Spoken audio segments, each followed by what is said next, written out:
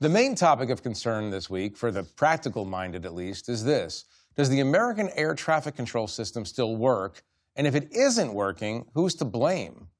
We'll talk about the government shutdown, now the longest in history, and we'll talk about some other bad signs for the president's political standing tonight with Leanne Caldwell, the chief Washington correspondent at Puck. David Ignatius is a foreign affairs columnist at The Washington Post.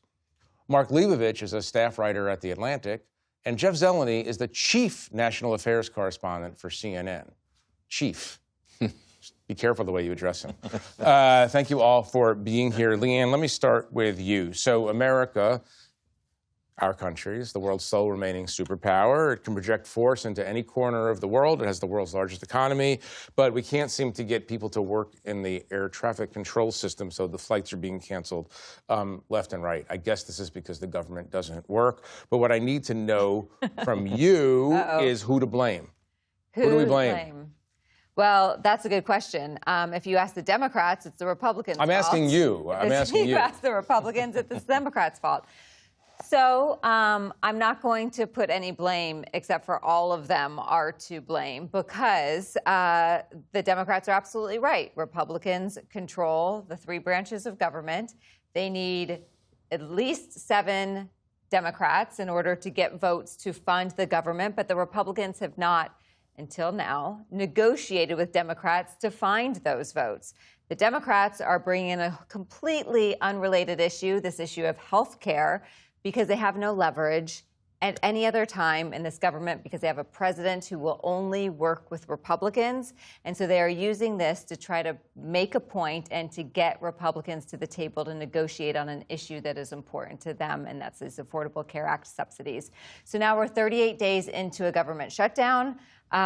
It is really starting to hit the American public. People are starting to feel it.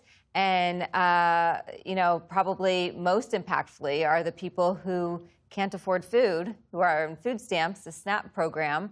And the administration tonight is trying to appeal a court order to pay those benefits out. Now, that doesn't make the government look so great. No. It doesn't make the Trump administration look so great. Jeff, I mean, who is... Forget the reality of it. From an optics perspective, who is in the most danger here? Who's in the most political danger? The SNAP issue seems more dire for obvious reasons than the air traffic control system, although that is a sign of dysfunction. I mean, particularly going into, we're 3 weeks before Thanksgiving. We're kind of like focused on right as we're going into the holidays, and the idea that the administration has chosen to not find money to fund the food assistance program for some 42 million Americans, 1 in 8 Americans, but they have found money for military payments and ICE officers and others. That's a choice. It's a choice by the administration, but it is beginning to catch up with the administration and Republicans. You heard the president say it himself this week when he blamed the election fallout on the shutdown. And he had a previously scheduled lunch with Republicans on Wednesday morning, the morning after the election, and he was very angry. And he's angry about the shutdown, but he's not really doing anything to sort of bring it to an end. But look, I think this week felt to me like a turning point. Who knows how long it will go, but the president was angry today, talking about how Americans just aren't seeing all what he's doing. I brought down costs. He hasn't. And that's what he promised to do 1 year ago. So to me, at least, this week seemed somewhat different. We'll see if it sort of brings an end to the shutdown. The Senate is staying in this weekend, which is something they've not done for any of the other, 5 weekends? 4 or 5 weekends. So I think by next week, but you want to pace there'll be yourself. movement. Sure. Tough work. I just realized that the way you phrased it, we're right now in the season of people in large numbers flying home to eat vast quantities of food.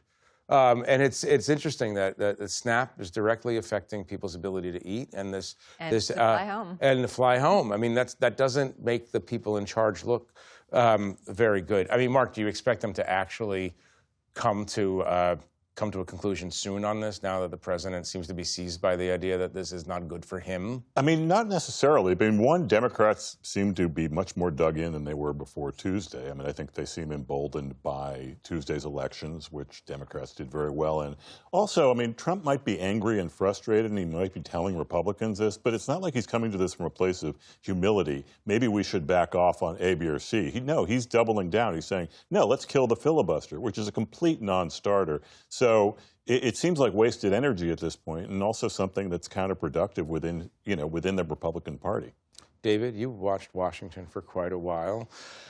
There have probably been other periods of kind of dumb dysfunction. This one has to rank pretty high. So this is the breakdown of our government.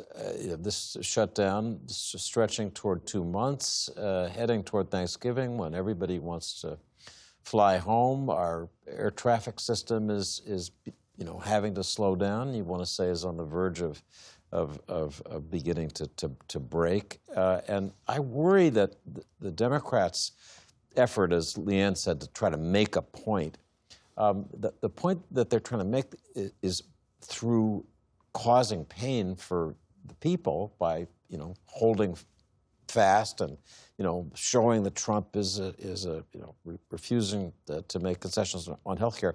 I just worry that strategy is about to crack up. If the Democrats could take the win that they had this week, this is a week literal win. Democrats just rolled in the Tuesday elections, and this is a moment when they, as a party that's confident, I think, could find a path towards a compromise that would make them look good and make the country feel like where they simply come out and say, we want everybody to eat and fly around. And, yeah, but they're the party that's going to solve this problem. I can easily see, as I say, a way to take a win, and they don't seem to want to do that. Right.